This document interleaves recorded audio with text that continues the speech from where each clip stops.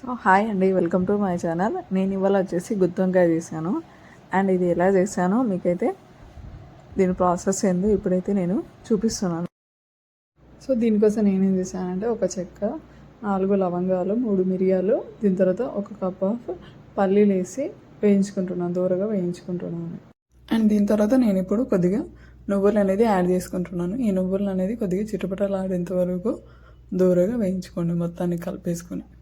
And దీని తర్వాత ఇప్పుడు నేనేం చేశానంటే 1 టేబుల్ స్పూన్ ఆఫ్ ఆయిల్ అనేది యాడ్ చేసుకున్నాను. ఈ ఆయిల్ కొద్దిగా హీట్ ఎక్కిన తర్వాత 1 ఆనియన్ అనేది కొంచెం పెద్ద పెద్ద ముక్కలు కట్ చేసుకొని వీటినే వేసుకున్నాను. అండ్ దీని తర్వాత దీంట్లోనే మళ్ళీ ఇప్పుడు కొద్దిగా అల్లం ముక్కలు అనేది వేసుకుంటున్నాను.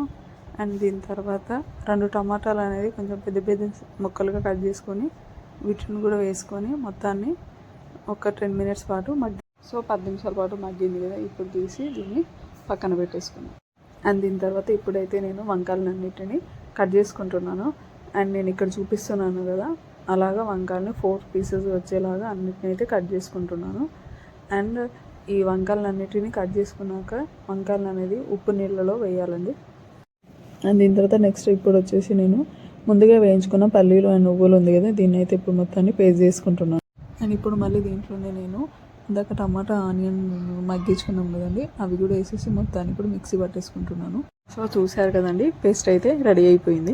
అండ్ ఇప్పుడు దీని తర్వాత నేనేం చేశానంటే 3 టేబుల్ స్పూన్ ఆఫ్ ఆయిల్ అనేది వేసుకున్నాను.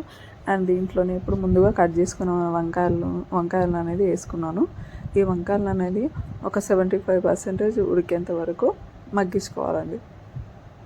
సో చూసారు కదండి, వంకాయలు అయితే 75% మగ్గిపోయినాయి. అండ్ ఇప్పుడు ఏం చేయాలంటే వీటిని సపరేట్గా ఒక బౌల్లో తీసి పక్కన పెట్టేసుకోవాలి. అండ్ ఇప్పుడు అదే కడాయిలో కొద్దిగా కరివేపాకు అనేది యాడ్ చేసుకున్నాక ముందుగా మిక్స్ చేసి పక్కన పెట్టేసుకున్న పేస్ట్ అనేది అయితే యాడ్ చేసుకున్నాను. అండ్ ఈ పేస్ట్లో నుంచి ఆయిల్ అనేది పైకి వచ్చేంత వరకు వేయించుకోవాలండి. సో చూసారు కదండి, ఆయిల్ అయితే పైకి తేలింది. అండ్ ఇప్పుడు దీన్ని మొత్తాన్ని కలిపేసుకున్నాక దీంట్లోనే కొద్దిగా పసుపు అనేది యాడ్ చేసుకొని మొత్తాన్ని ఒకసారి బాగా కలిపేసుకోండి.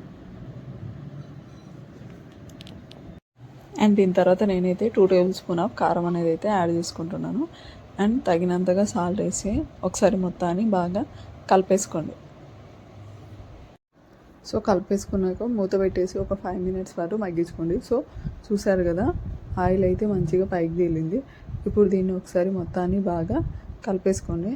అండ్ కలిపేసుకున్నాక నేనేం చేశాను, కొద్దిగా చింతపండు అనేది నానబెట్టేసుకున్నాను. అండ్ ఇప్పుడు చింతపండు నీళ్ళు అనేది యాడ్ చేసుకుంటున్నాను నేను, ఎందుకంటే చింతపండు నీళ్ళ వల్ల గ్రేవీ అనేది మంచిగా తిక్కుగా వస్తుంది కాబట్టి చింతపండు వాటర్ వాడుతున్నాను. మీరు నార్మల్ వాటర్ అయినా వేసుకోవచ్చు. సో ఇందాక చింతపండు నీళ్ళు అనేది యాడ్ చేసుకున్నాం కదా, ఒకసారి మొత్తాన్ని బాగా కలిపేసుకున్నాక ఇప్పుడు 1.5 టేబుల్ స్పూన్ ఆఫ్ ధనియా పౌడర్ అనేది అయితే యాడ్ చేసుకున్నాను నేను. యాడ్ చేసుకున్నాక ఒకసారి దీన్ని మొత్తాన్ని బాగా కలిపేసేయండి. సో ఒకసారి మొత్తాన్ని బాగా కలిపేసుకున్నాక ఇప్పుడు నేను ఇందాక పక్కన పెట్టేసుకున్న వంకాయలను అయితే యాడ్ చేసుకుంటున్నాను. ఈ వంకాయలు అనేది ఇందాక ఎలాగో 75% వరకు ఉడికినాయి కాబట్టి ఇప్పుడు ఒక 30% ఉడికిస్తే చాలండి, కర్రీ అయితే రెడీ అయిపోతుంది. అండ్ ఈ వంకాయలు అనేది ఎక్కువగా కదపకండి, ఎందుకంటే అవి ఆల్రెడీ సగం ఉడికినాయి కాబట్టి ఎక్కువగా కదిపితే విరిగిపోయే ఛాన్సెస్ ఉన్నాయి కాబట్టి నేనైతే ఎక్కువగా కదపట్లేదు. ఒకసారి నార్మల్గా అలా కలిపేసుకున్నాక మూత పెట్టేసుకొని ఒక 10 మినిట్స్ పాటు మగ్గించుకుంటే చాలండి, కర్రీ అయితే రెడీ అయిపోతుంది. సో చూసారు కదండి, కర్రీ అయితే రెడీ అయిపోయింది. అండ్ ఇప్పుడు లాస్ట్లో ఫైనల్గా కొద్దిగా కొత్తిమీర అనేది అయితే యాడ్ చేసుకొని ఒకసారి మొత్తాన్ని బాగా కలిపేసుకున్నాక స్టవ్ ఆఫ్ చేస్తే చాలండి, కర్రీ అయితే రెడీ అయిపోయింది. అండ్ ఈ కర్రీ అనేది మీరు కూడా ట్రై చేసి మీకు కూడా ఎలా కుదిరిందో నాకు కామెంట్ చేయండి. అండ్ నా ఛానల్ని కనుక మీరు సబ్స్క్రైబ్ చేసుకోకపోయి ఉంటే లైక్ అండ్ షేర్ చేసి సబ్స్క్రైబ్ చేసుకోండి. And thank you for watching.